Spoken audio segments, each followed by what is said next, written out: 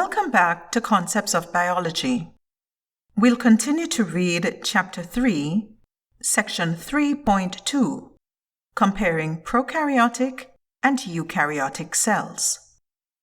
By the end of this video, you will be able to name examples of prokaryotic and eukaryotic organisms, compare and contrast prokaryotic cells and eukaryotic cells, and describe the relative sizes of different kinds of cells. Cells fall into one of two broad categories, prokaryotic and eukaryotic. The predominantly single-celled organisms of the domains bacteria and archaea are classified as prokaryotes, pro meaning before, karyon meaning nucleus. Animal cells, plant cells, fungi, and protists are eukaryotes, eu meaning true. Components of prokaryotic cells. All cells share four common components. 1. A plasma membrane, an outer covering that separates the cell's interior from its surrounding environment. 2. Cytoplasm, consisting of a jelly-like region within the cell in which other cellular components are found. 3.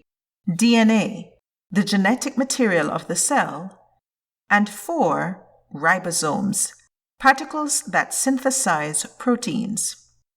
However, prokaryotes differ from eukaryotic cells in several ways. A prokaryotic cell is a simple, single-celled unicellular organism that lacks a nucleus or any other membrane-bound organelle. We will shortly come to see that this is significantly different in eukaryotes. Prokaryotic DNA is found in the central part of the cell, a darkened region called the nucleoid, Figure 3.5. Figure 3.5. This figure shows the generalized structure of a prokaryotic cell. Unlike archaea and eukaryotes, bacteria have a cell wall made of peptidoglycan, comprised of sugars and amino acids, and many have a polysaccharide capsule, Figure 3.5. The cell wall acts as an extra layer of protection, helps the cell maintain its shape, and prevents dehydration. The capsule enables the cell to attach to surfaces in its environment. Some prokaryotes have flagella, pili, or fimbriae. Flagella are used for locomotion, while most pili are used to exchange genetic material during a type of reproduction called conjugation. Eukaryotic cells. In nature, the relationship between form and function is apparent at all levels, including the level of the cell, and this will become clear as we explore eukaryotic cells. The principle, form follows function, is found in many contexts. For example, birds and fish have streamlined bodies that allow them to move quickly through the medium in which they live, be it air or water. It means that, in general, one can deduce the function of a structure by looking at its form because the two are matched. A eukaryotic cell is a cell that has a membrane-bound nucleus and other membrane-bound components or sacs called organelles, which have specialized functions.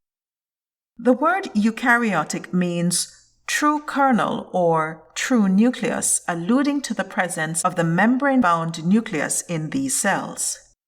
The word organelle means little organ, and as already mentioned, organelles have specialized cellular functions, just as the organs in your body have specialized functions.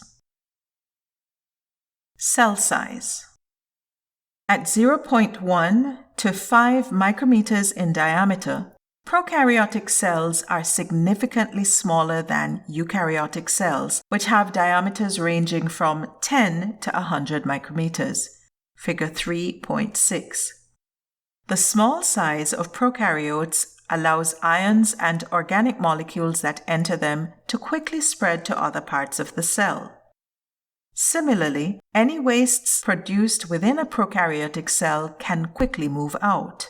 However, larger eukaryotic cells have evolved different structural adaptations to enhance cellular transport. Indeed, the large size of these cells would not be possible without these adaptations. In general, cell size is limited because volume increases much more quickly than does cell surface area. As a cell becomes larger, it becomes more and more difficult for the cell to acquire sufficient materials to support the processes inside the cell, because the relative size of the surface area across which materials must be transported declines. Figure 3.6. This figure shows the relative sizes of different kinds of cells and cellular components. An adult human is shown for comparison. This ends Chapter 3, Section 3.2. In our next video, we'll read Section 3.3, Eukaryotic Cells.